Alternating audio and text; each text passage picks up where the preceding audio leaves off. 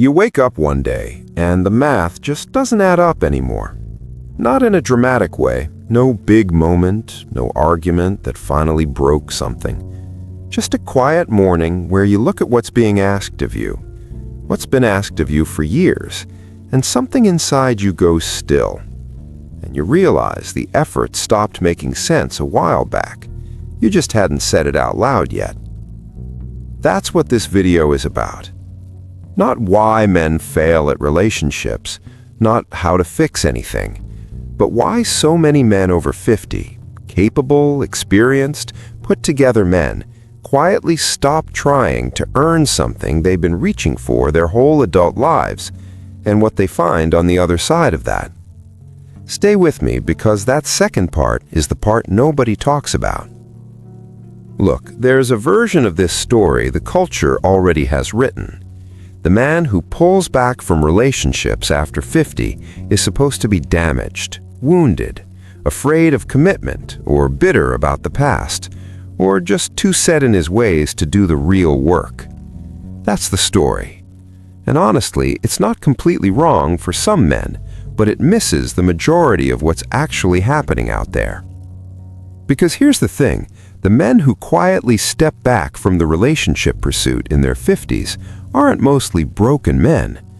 They're men who've run the numbers, honestly and clearly, maybe for the first time, and the numbers didn't work out.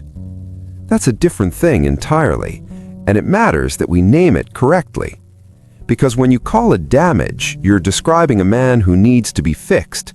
When you call it clarity, you're describing a man who finally stopped lying to himself.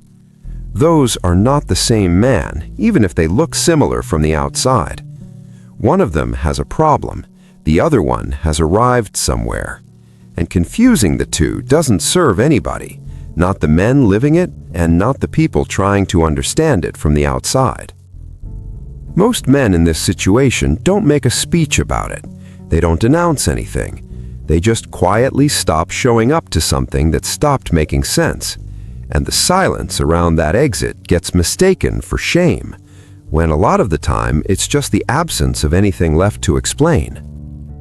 To understand why the numbers change, you have to understand what was distorting them before. I mean, think about what's driving a man in his 30s when he's pursuing a relationship. There's a biological engine running in the background, and it's loud. It overrides a lot of clear thinking. A younger man will absorb costs, emotional costs, financial costs, costs to his peace, to his time, to his sense of himself, that an older man looks back on and barely recognizes. Not because he was stupid, because something was clouding the math. You get to your 50s and that engine quiets, not all at once, but noticeably. And what's left when it quiets is something a lot of men describe as clarity, though that's almost too clean a word for it. It's more like the static drops away, and you can finally hear what the situation is actually saying. What it's saying, for a lot of men, is the return doesn't match the investment. Hasn't for a while. You were just busy running the effort to stop and look at the ledger. And here's what makes that moment significant. It's not cynicism arriving. It's not bitterness settling in. It's more like a fog lifting. The same situation that felt worth the cost at 35 looks completely different at 55. Not because the situation changed, but because the thing that was making it look acceptable finally wore off. That's not a loss of hope. That's a gain in accuracy. Some men hit this point at 52, some at 58, some later. The timing varies, but the experience is remarkably consistent, a kind of internal recalibration that doesn't announce itself, just gradually makes certain things impossible to keep pretending. You get what I'm saying. You stop being able to look at the numbers and make them add up the way they used to. And once you can see that clearly, you can't unsee it. There's a particular kind of exhaustion that builds up over years of being in that mode, and it's not the exhaustion of working hard or carrying responsibility. Men over 50 know how to carry weight. That's not the problem. The exhaustion is more specific than that. It's the fatigue that comes from years of managing the emotional climate around you, anticipating what's coming, reading the room constantly, adjusting your tone, your timing, your presence, based on what the situation seems to need, not what you feel, but what's required. Keeping the peace by spending yourself quietly, steadily, in ways that never quite got acknowledged and never quite got returned. Men who've lived through that know exactly what I'm describing. You don't have to explain it to them. They felt it while it was happening. They feel the absence of it now. And that specific fatigue, the kind that comes not from doing too much, but from monitoring too much, managing too much, absorbing too much, that's the thing that finally tips the scale. Not anger, not a single breaking point, just the accumulated weight of years of emotional overhead that was never part of the original agreement, and that nobody ever named out loud while it was happening. I've had enough of that. I don't have the energy for it anymore. That's not a complaint. That's just an honest statement about where the resources are and where they're going. And for a man who spent decades being competent, being reliable, being the one who held things together, finally saying that out loud, even just to himself, carries more weight than it might seem. By the way, if this is landing for you, if you're nodding at any of this, do me a favor and hit subscribe. This channel exists for conversations like this one, quiet ones. No advice, no fixing, just naming what a lot of men already know but don't often hear said plainly. We do this regularly, worth sticking around for. Now, here's where it gets interesting.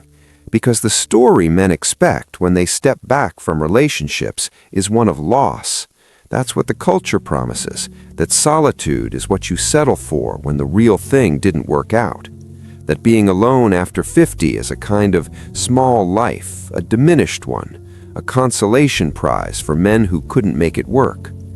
And then they actually live it.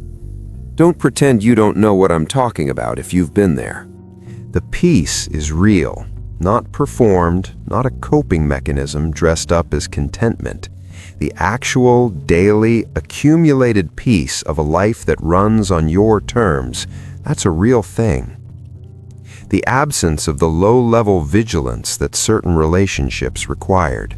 The mornings that belong entirely to you.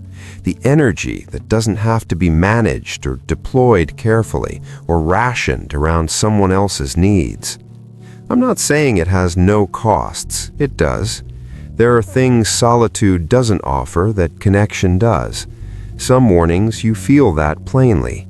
Some stretches of time you notice the quiet differently, not as peace but as absence. That's real too, and it's worth saying. Men who've made this shift aren't pretending they've solved everything. They're just reporting that the trade, on balance, lands differently than they expected. A lot of men find, genuinely, not as spin, that the costs land lighter than expected, and the peace lands heavier. That surprises them. It surprised me to watch it surprise them, because these aren't men who lowered their expectations. These are men who finally got honest about what they were actually experiencing versus what they'd been told they were supposed to want. I don't miss it, not in the way I thought I would. I actually like the quiet. And that sentence alone, I actually like the quiet, is one that a lot of men over 50 have never said out loud to anyone because it sounds like giving up. It doesn't feel like giving up. It feels like exhaling. Let's be real about something the cultural conversation almost never gets to. When a man in his 50s stops performing for relationships, the public response tends to follow a predictable track. He's told he needs to step up, do more work on himself, that his resistance is really fear wearing a different mask, that men who opt out of modern relationship dynamics are failing to evolve.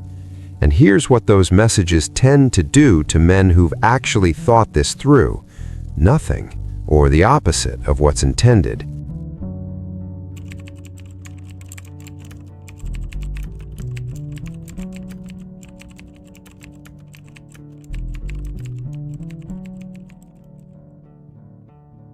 Because the men who've genuinely worked through this calculation aren't operating from fear.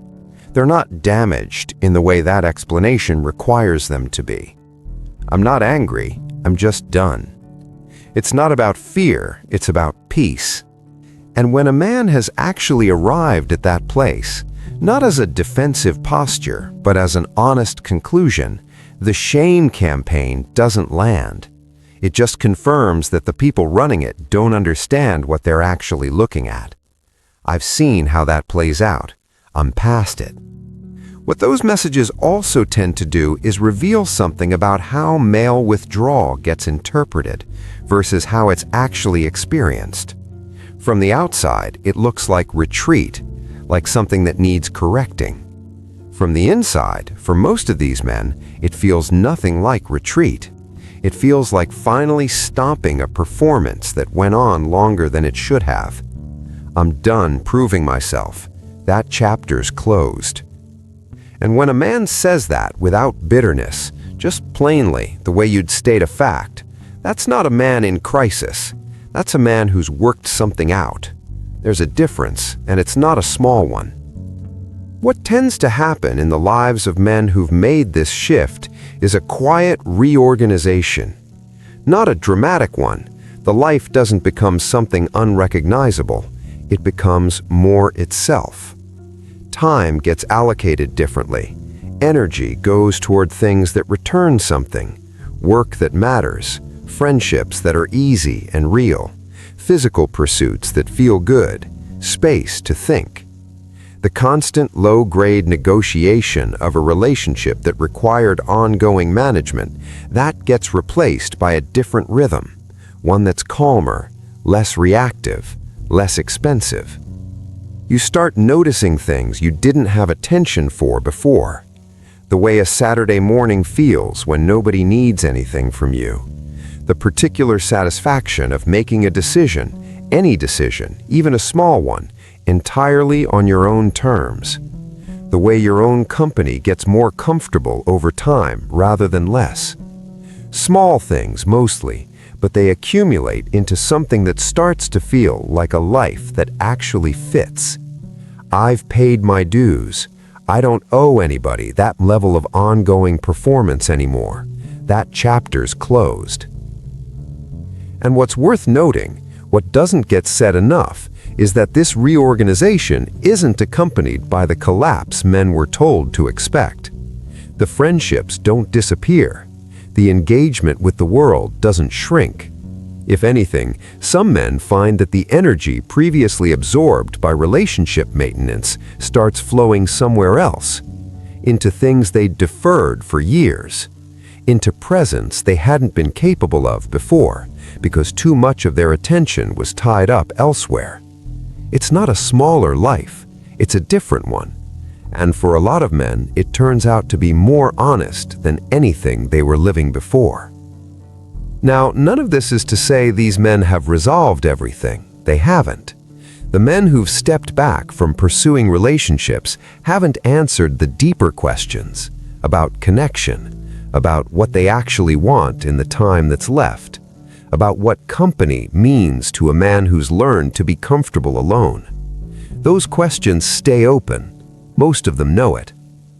There's a version of solitude that's chosen and settled, and there's a version that's still working itself out. A lot of men over 50 are in the second one, even when they look like they're in the first. They've made their peace with not pursuing relationships on the old terms. They haven't necessarily made their peace with everything that comes after that. And that tension between the clarity of the exit and the openness of what follows is something most of them carry quietly. Not as pain exactly, more like an unfinished question they've learned to live alongside. What they've resolved is narrower than that, and more honest for being narrow.